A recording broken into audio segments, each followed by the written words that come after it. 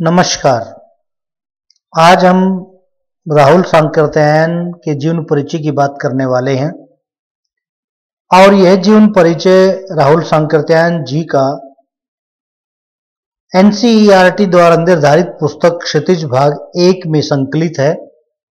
हम उसी पुस्तक एनसीईआरटी द्वारा निर्धारित क्षितिज भाग 1 के आधार पर राहुल सांकृत्यायन जी का जीवन परिचय की हम बात करने वाले हैं।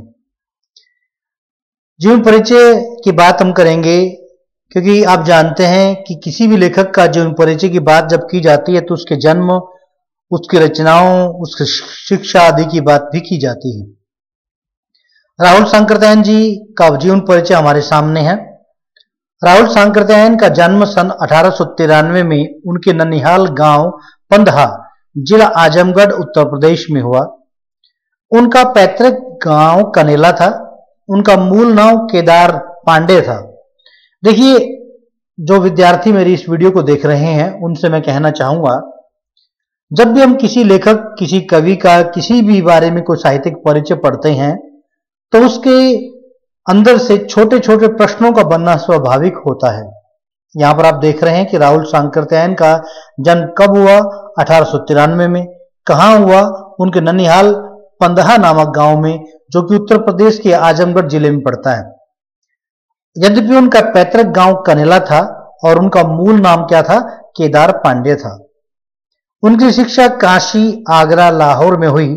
सन 1930 में उन्होंने श्रीलंका जाकर बौद्ध धर्म ग्रहण कर लिया। कब? सन 1930 में। तो कहां जाकर?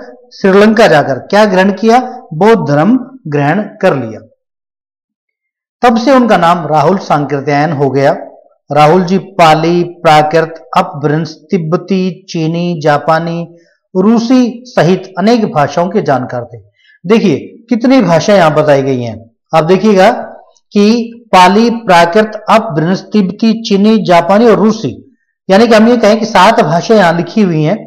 उसके अतिरिक्त हिंदी, संस्कृत, अन्य भाषाएं भी हैं जिनके राहुल जी अर्थात राहुल सांकृत्यायन जी पूर्णतः जानकार थे। यानी कि इतनी भाषाओं के जानकार होना अपने आप में बहुमुखी प्रतिभा संपन्न कथाकार, कहानीकार, लेखक का नाम हम ले सकते हैं।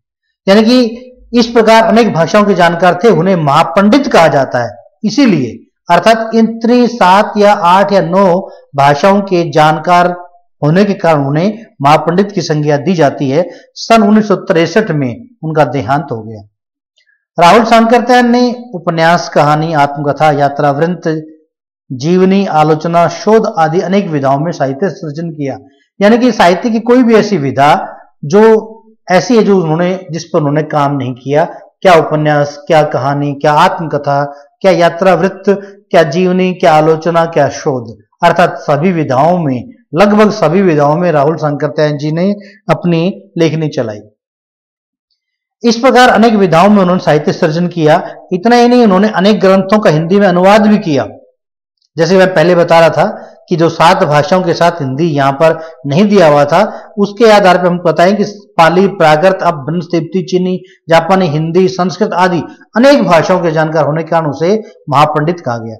इसलिए यहां पर बताया गया आगे कि उन्होंने इतना ही केवल नहीं आत्मकथा, कहानी हिंदी लिखी, अपितु बहुत अधिक ऐसे ग्रंथ थे जिनका उन्होंने हिंदी में अनुवाद भी किया। जैसे मेरी जीवन यात्रा के 6 भाग, मेरी जीवन यात्रा जिसके 6 खंड है, 6 भाग हैं। दर्शन दिग्दर्शन, 22वीं सदी, वोल्गा से गंगा, भागो नहीं दुनिया को बदलो, दिमागी गुलामी, घुमक्कड़ शास्त्र आदि उनकी प्रसिद्ध रचनाएं, प्रसिद्ध कृतियां हैं। यानी कि संक्षेप में विवरण यहां देने का प्रयास किया गया कि मेरी जीवन यात्रा के तो 6 खंड हैं, मोटे मोटे 6 खंड हैं। उसी प्रकार दर्शन दिग्दर्शन, 22वीं सदी, वोल्गा से गंगा, भागो नहीं दुनिया को बदलो, दिमागी गुलामी, घुमक्कड़ शास्त्र आदि उनकी प्रमुख रचनाएं हैं। साहित्य के अलावा, साहित्य के अतिरिक्त दर्शन, राजनीति, धर्म, इतिहास, विज्ञान आदि विभिन्न विषयों पर राहुल जी द्वारा रचित पुस्तकों की संख्या लगभग 150 है। यानी कि राहुल सांकृत्यायन जी ने अपनी लेखनी को कभी विराम दिया ही नहीं और उन्होंने अपनी आयु में लगातार निरंतर 1-2 नहीं अपितु 150 ग्रंथों का प्रणयन किया। राहुल जी ने बहुत सी लुप्त प्राय सामग्री का उद्धार कर अत्यंत महत्वपूर्ण कार्य किया। देखिए, वही सच्चा लेखक कहलाता है जो अनेक ऐसी सामग्री जो साहित्यिक विषय वस्तु होती है जो कि खंडित लुप्त अवस्था में हो गई होती है, लुप्त प्राय हो चुकी होती है, समाप्त हो गई होने की कगार पर होती है, उनको एकत्रित करना, संग्रह करना, उसके बारे में खोजबीन करके नई सामग्री के रूप में प्रस्तुत करना, उनका उद्धार करना। राहुल शंकरत्यायन जी ने ऐसा ही किया। यात्रावृत्त लेखन में राहुल जी का स्थान अन्यतम है, उन जैसा स्थान किसी और का नहीं। उन्होंने घुमक्कड़ी का शास्त्र रचा। घुमक्कड़ी का मतलब घूमने वाली प्रवृत्ति थी उनके अंदर, एक स्थान से दूसरे स्थान पर निरंतर वो यात्राएं करते थे, इसीलिए उन्होंने यात्रावृत्त लिखा। यात्रावृत्त का मतलब यात्रा से संबंधित कहानी, चित्र, आकार, प्रकार, जैसे जैसे जहां से एक स्थान से दूसरे स्थान पर यात्रा करने जाते, उस समय की स्थिति का, उस समय के रहन सहन का, खान पान का सब चित्रण उन्होंने अपने यात्रा वृत्तांतों में किया है। इसीलिए उन्होंने घुमक्कड़ी शास्त्री का शास्त्र रचा। उससे होने वाले लाभों का विस्तार से वर्णन करते हुए मंजिल के स्थान पर यात्रा कोई घुमक्कड़ का उद्देश्य बनाया। एक स्थान पे वो रुके नहीं, अभी तो निरंतर विचरण करते रहे, घूमते रहे, इसीलिए उनके जीवन का उद्देश्य घुमक्कड़ प्रवृत्ति थी। घुमक्कड़ी से मनोरंजन, ज्ञानवर्धन एवं अज्ञात स्थलों की जानकारी के साथ साथ भाषा एवं संस्कृति का भी आदान प्रदान होता है। जैसे कि ये सत्य है कि यदि व्यक्ति एक स्थान से दूसरे स्थान पर निरंतर यात्राएं करता है, घूमता रहता है, तो निश्चित रूप से उस व्यक्ति को उस परिस्थिति के अनुसार, उस समकालीन परिवेश के अनुसार, उस देश के अनुसार वहां के मनोरंजन के साधन, वहां की ज्ञान की बातें, अलग अलग ऐसे स्थान जो कि अज्ञात होते हैं उनकी जानकारी, और वहां का रहन सहन, खान पान, वहां के रीति रिवाज सबका उन्हें पता चलता है। वहां की सभ्यता, वहां की संस्कृति, वहां की भाषा, आपसी विचार विमर्श का तरीका, सब कुछ उनमें प्राप्त होता है। तो राहुल शंकरत्यायन जी ने भी इस प्रकार से अपनी यात्रा वृत्तांतों में उन सब का चित्रण किया, जो कि उनकी घुमक्कड़ी प्रवृत्ति का द्योतक है। राहुल जी ने विभिन्न स्थानों के भौगोलिक वर्णन के अतिरिक्त वहां के जन जीवन की सुंदर झांकी प्रस्तुत की। देखिए, प्रत्येक चीज की, जैसे कहा जाता है हर सिक्के के दो पहलू होते हैं, तो राहुल जी घुमक्कड़ प्रवृत्ति के साथ साथ जिन स्थानों पर, जिन भौगोलिक स्थानों पर उन्होंने यात्रा की, उन सब का चित्रण तो किया ही किया, और चित्रण के साथ वहां के जन जीवन की सुंदर झांकी प्रस्तुत करने का भी प्रयास किया, जिससे कि पाठक वर्ग उसको जब पढ़ते हैं तो निश्चित रूप से ज्ञान की अनुभूति प्राप्त करते हैं और उन विभिन्न स्थानों की यात्राओं का लाभ भी वो लेते हैं। हम यहां पर पढ़ने वाले हैं जो अध्याय हमारा कक्षा 9 के अनुसार लगाया गया है, क्षितिज भाग 1 में, जिस पाठ का नाम है ल्हासा की ओर, जिसका नाम है ल्हासा की ओर। यहां पर उसका संक्षिप्त परिचय हम देना चाहेंगे। संकलित अंश राहुल जी की प्रथम तिब्बत यात्रा से लिया गया है।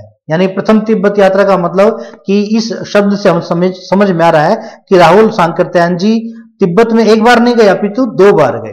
इसलिए पहली तिब्बत यात्रा जो थी उसका एक अंश हमारे पाठ्यक्रम में लगाया गया है। प्रथम तिब्बत यात्रा से लिया गया है जो उन्होंने सन 1929 से 30 में नेपाल के रास्ते से की थी। उस समय भारतीयों को तिब्बत यात्रा की अनुमति नहीं थी। यानी कि एक समय ऐसा था, कोई भी भारतवासी या भारतीय जन नेपाल के रास्ते तिब्बत में नहीं जा सकता था, और राहुल शंकरत्यायन जी ने उस समय 1929 और 30 में यह प्रथम यात्रा अपनी की थी, घुमक्कड़ी प्रवृत्ति होने के कारण। और वो कहां से गए थे? नेपाल के रास्ते गए थे, तिब्बत में। उस समय भारतीयों को तिब्बत यात्रा की अनुमति नहीं थी, इसलिए उन्होंने यह यात्रा एक भिखमंगे के छद्म वेश में की थी। देखिए, एक लेखक, एक प्रतिष्ठित लेखक, साहित्यकार, जिसने अपनी यात्रा वृत्ति को छोड़ न पाने के कारण एक भिखमंगे, भिखारी का रूप धारण, छद्म, छल कपट, यानी छद्म एक बहरूपीय का वेश धारण किया भिखमंगे का, और उस वेश में वो नेपाल के रास्ते कहां गए?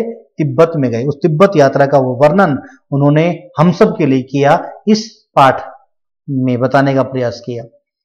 इसमें तिब्बत की राजधानी ल्हासा की ओर, ल्हासा जैसे कि तिब्बत का एक जगह है, कि एक जगह है, प्रतिष्ठित जगह है, जो राजधानी के नाम से बताया गया है यहां पर, राजधानी की ओर, ल्हासा की ओर जाने वाले दुर्गम रास्तों को वर्णन उन्होंने बहुत ही रोचक शैली में किया।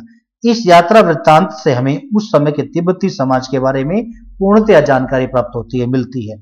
यानी कि हम ये कहना चाहें, पूरा अध्याय हम पढ़े उससे पहले इसकी भूमिका हमने देखी कि ल्हासा की ओर जो अध्याय हम पढ़ने वाले हैं, ये 1929 और 30 के समय की यात्रा, जो कि राहुल शंकरत्यायन ने छद्म वेश भिखमंगे के रूप में की थी, और उस समय से स्थानों, ऐसे रास्तों का चित्रण उन्होंने इस अध्याय में किया, इस यात्रा वृत्तांत में किया है, जो कि एक तरह से दुर्गम थे, कठिन थे, जहां पर पहुंचना बड़ा असंभव था। उन सब का चित्रण अपनी यात्रा वृत्तांत में किया। और यहां तक कि तिब्बती समाज, जो तिब्बत देश है, उसके जो लोग हैं, वहां का रहन सहन है, वहां खान पान है, वहां का विचार विमर्श, वहां का सलीका, सब कुछ रीति रिवाज, सभ्यता, संस्कृति का चित्रण इस यात्रा वृत्तांत में प्राप्त होता है। यद्यपि हमारे पाठ्यक्रम में यह राहुल जी की प्रथम तिब्बत यात्रा का एक अंश है। कहने का अभिप्राय, ये पूर्ण यात्रा नहीं है, पूर्ण विवरण नहीं है, अभी उसका एक अंश भाग, छोटा सा अंश हमारे यहाँ लिया गया है। हम इस लहासा की ओर अध्याय का पूर्ण पाठ अगली वीडियो में करने वाले हैं। आप मेरी वीडियो को लगातार देखते रहें और मेरे YouTube channel smart Hindi world को सब्सक्राइब करें, लाइक करें, शेयर करें। धन्यवाद।